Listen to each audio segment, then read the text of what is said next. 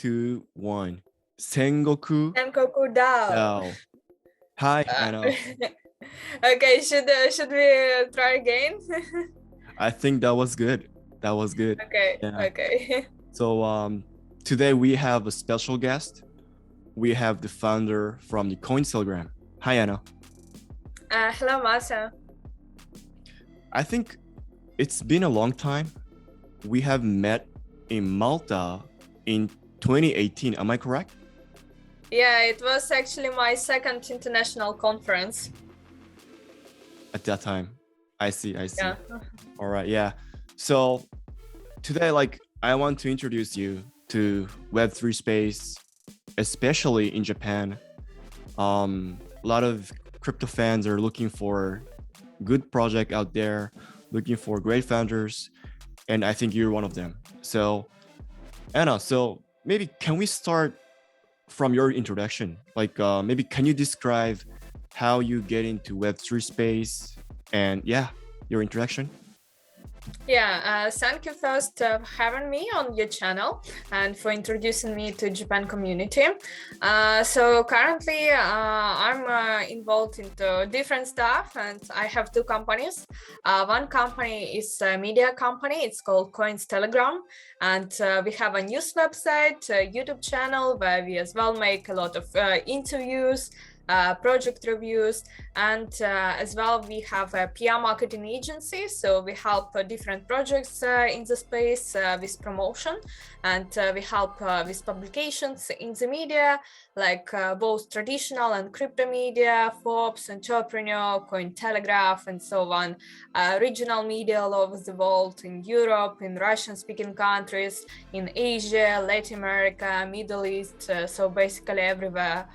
We cooperate a lot with different influencers, YouTube, Twitter influencers, do different social media campaigns. So basically support the projects in all type of ways. And as well, another thing I'm doing is we are making a documentary film on the new era of digital economy. And we made already 2 episodes. One in El Salvador, the first country which adopted Bitcoin as a legal tender. So my team was there during the conference, LabitConf, and during the announcement of the building of first in the world Bitcoin city backed by Bitcoin bonds. So we have a lot of interviews with the vice president of El Salvador, with the members of the parliament, with some other government officials there. Because it's quite interesting when when Bitcoin, when cryptocurrency is recognized and adopted as national currency on the state level. And second episode we made in the UAE. So we have interviews with CZ, founded the biggest crypto exchange in the world, Binance, as well with co-founder of Polygon, Sandeep Nailwal, with Charles Hoskinson, founder of Cardano, with Justin Sun, founder of Tron, with Sebastian Borgia, founder of Sandbox game, and as well with some other UAE government officials. And as well recently we were in Davos at World Economic Forum. So this year in Davos there were quite a lot of crypto companies, so almost every side event was related to crypto. And as well, of course, I'm from Ukraine originally, and so now unfortunately we have such a tragic situation in Ukraine, the war, and of course the whole World Economic Forum was quite focused on Ukraine too. So, and as well, cryptocurrency became a very powerful tool to support Ukraine and to make donations. And as well, via crypto, you can buy just instantly some ammunition or medicals, drugs, or like just anything, and you don't have to wait for 3-4 days for the bank transfers. So there we made as well some interviews with Ukrainian companies which help Ukraine to raise donations, like for example Kuna, which made wallets for Ukrainian government to accept crypto donations, and as well as there are as well a lot of international supporters of Ukraine. For example, Brittany Kaiser, who is well known as a whistleblower of Facebook and data analytics company scandals. So she's as well quite supportive for Ukraine, and as well we made interview with Vice President of European Parliament, Eva Kaili. So this is one thing I do, and as well I have a fintech. I'm partnered fintech company called KYC-PAY, and it's a marketplace of fintech solutions. And we partner with different banks, payment gateways, legal providers.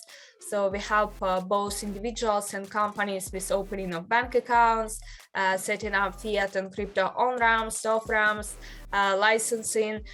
So basically doing everything to enable both traditional and crypto companies to accept crypto payments, and as well to bring mass adoption to this industry. And currently we are as well in the process of launching a new fintech startup related to KYC-PAY. It is called Freegate. It's still in stealth mode, not public, but basically this one will be purely focused on crypto companies and providing banking infrastructure for layer 1 and layer 2 solutions, blockchains. And as well, all these blockchains have quite a big ecosystem of different apps building on their chains. So everybody needs banking, bank accounts, payment gateways. So we're gonna provide that. And if to talk about how I got into the industry, I got at that time it seemed for me to be quite late, but now since 4 years it seems okay that it was quite in time. So I got into industry in October 2017. I heard first about Bitcoin probably in the beginning of January 2017 from my groupmate in Ukraine, and I studied international law. And my groupmate had internship in law company in Ukraine, which deals with crypto and blockchain. So he mentioned what's Bitcoin in conversation with me. I got interested. I started Googling what that. And I have been always interested in doing some investments, but crypto is my only and first investment. Like I went to some Forex seminars, to trading, but I didn't understand anything. And then Bitcoin seemed to me like a perfect instrument where you just invest for the long term, and it always rises and you just don't care about trading, about anything. And as well, it was probably much easier to buy. However, back in 2017, there was not such developed infrastructure for buying crypto as now. So there were some challenges too, but still it was not something super complicated. But I didn't get, unfortunately, into crypto in the beginning of 2017 when prices were low. I wanted to buy Bitcoin when it costed $2,000, but unfortunately I didn't do that because I told about that to my parents. So senior people are mostly very conservative and afraid of some new things. Right. So at that time they shouted at me, so I didn't buy any crypto. And then just later in October 2017, I knew some guys who started later working with one ICO project, and they invited me for the interview. And since I already had some basic knowledge about crypto, we started working together, and I ended up being the PR manager and started doing some publications for them to present them at the conferences. And since that time, I as well started making research how to buy crypto. And I learned about different big exchanges, but at that time from Ukraine, it was still difficult to buy crypto on foreign exchanges because there are limitations for SWIFT transfers up to $500 per day, and as well there were big commissions. So I just found eventually 2 Ukrainian exchanges where I started buying crypto just from my bank cards. Wow. I mean, so it's amazing you have a lot of Web3 founders network, most those major projects in the space like in Binance, and you have also interviewed with the the founder from Ripple. Am I correct? Yeah, it was just recently in end of April in Bahamas at FTX and Salt conference.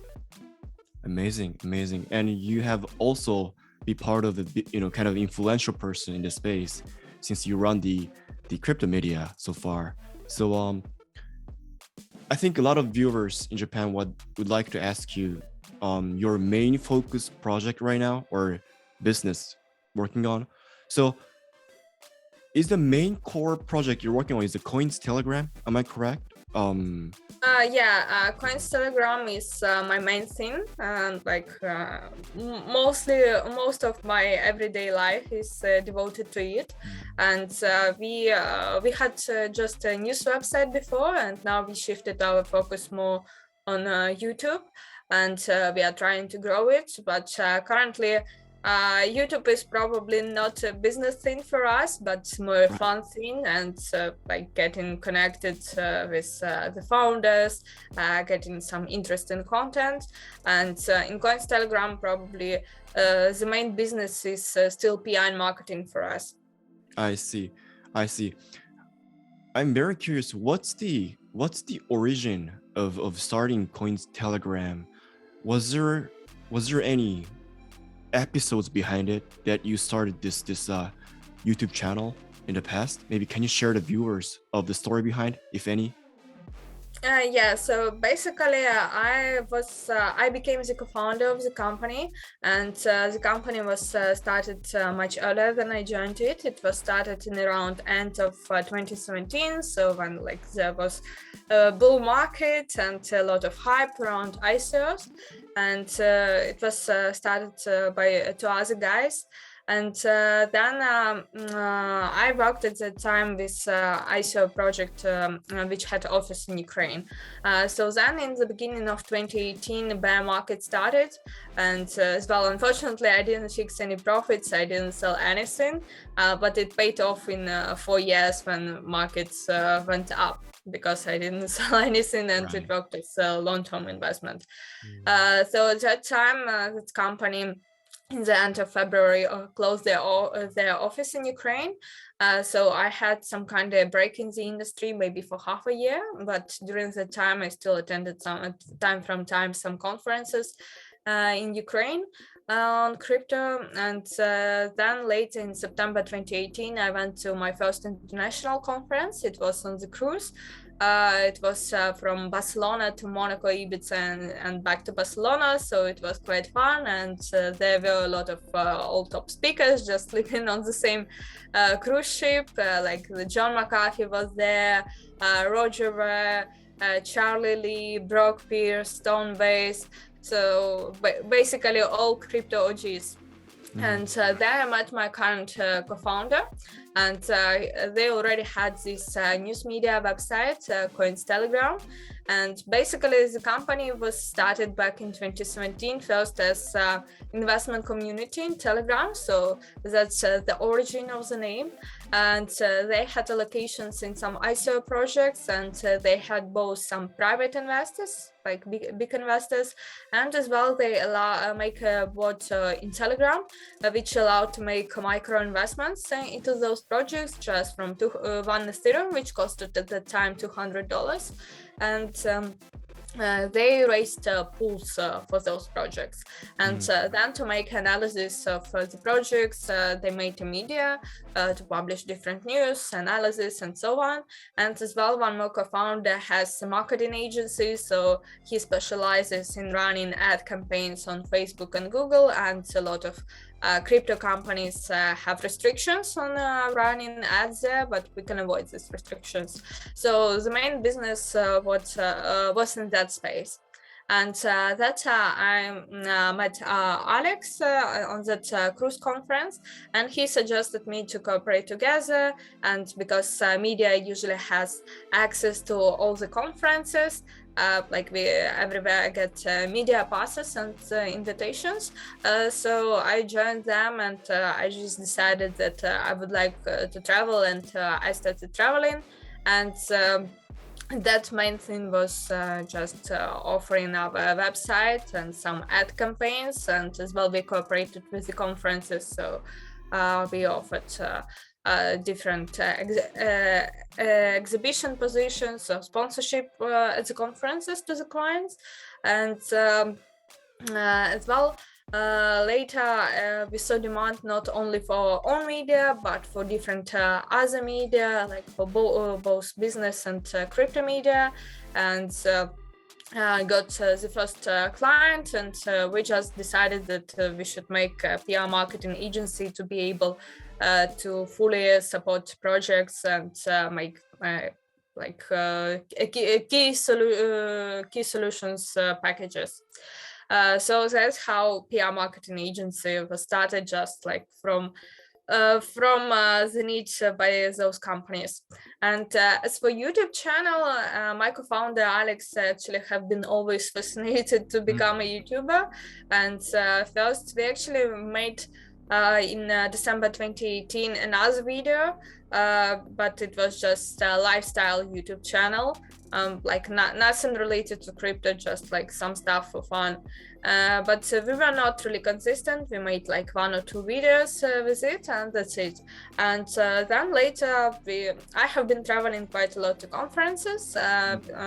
Mostly it was only myself, and then Alex sometimes went to conferences too. We once went to a conference in Korea in 2019, and we met there a lot of YouTuber guys who are currently our friends, and we saw that like a lot of people are involved into YouTube stuff, and like we have been meeting them later on a constant basis at different conferences all over the world.